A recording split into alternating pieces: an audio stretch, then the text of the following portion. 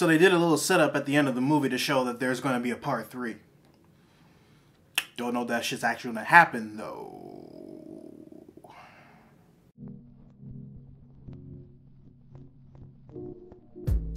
Today on Readus Reviews, I reviewed Pacific Rim Uprising, the sequel to the 2013 movie directed by Guillermo del Doro, in which case the story takes place 10 years after the breach is closed and follows Jake Pentecost, Stacker Pentecost's son, who has been recruited back into the Jaeger program in order to avoid jail time. But then shit starts going sour when this rogue Jaeger starts attacking, and a plot to bring the kaiju back to our universe begins to unfurl. And so it's up to Jake and a handful of new recruits to stop this plot. Which is a fine plot. I like this plot.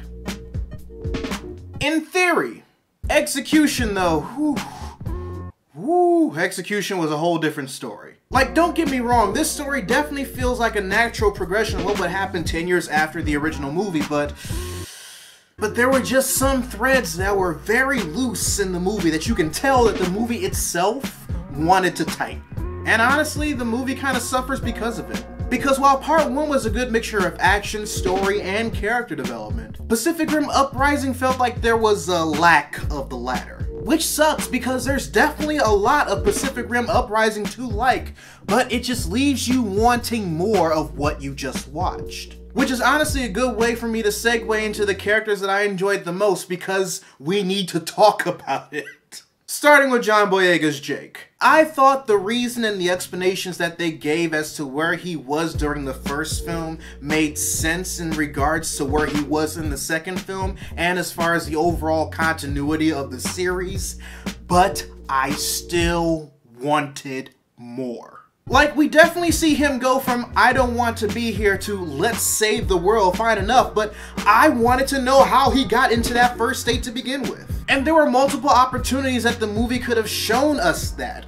Whether it was a drift flashback or whether it was a regular flashback with him talking to one of his peers or one of the students on the base. There was just plenty of opportunities, but they just chose to move the plot along instead, which is very disappointing. Especially in regards to a character that we knew nothing about, seemed like they just put it in just because it fit, and just expected all of us moviegoers to just go along with it because it makes sense on paper. And then there's his Jaeger partner Nate, played by Clint Eastwood's son, who I can never remember his first name to save my life. I only started to like his character 30 minutes after he was introduced in the movie. And that's mainly because you can definitely tell that there was an attempt for his character to try and form a bond or like establish some type of past relationship with Jake, despite the fact that we never see what tore them apart to begin with. And despite us never really getting that backstory, it's honestly one of the best payoffs in the movie. And while Amara wasn't necessarily my favorite character, I understood, respect, and appreciated her role in the movie.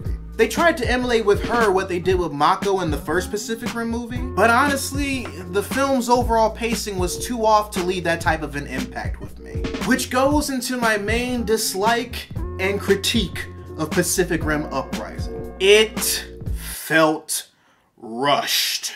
Especially the first act, which left a lot to be desired narrative-wise. Like, there's a plot point that involves Mako, who is in the movie by the way, and instead of it being properly explored, it's replaced with a dope-ass fight scene.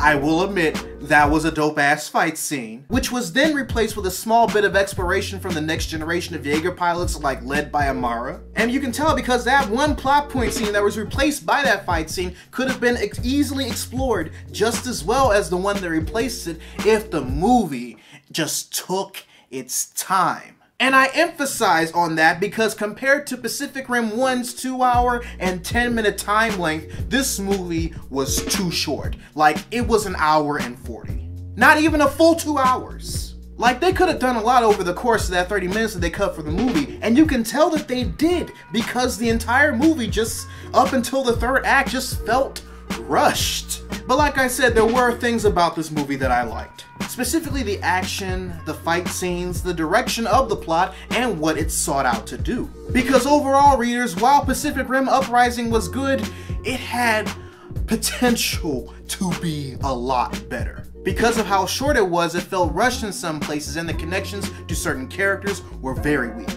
But at the same time, it was enjoyable to watch, and had a lot of dope ideas in relation to Jaegers, to kaiju, and the overall continuation of the Pacific Rim universe. But honestly, if you ask for my opinion, I don't see this beating out Black Panther this weekend. If you have to see it in theaters, catch a matinee. If you have to watch it at home, rent it. It's not worth a DVD purchase. Anyway, readers, your homework assignment for the day. Write in the comments section below what you thought of Pacific Rim Uprising if you've seen it. Also, be sure to subscribe to the channel and turn on notifications, because I post new videos every Monday, Wednesday, and every other Friday. But until then, this is Readus 101. Class dismissed.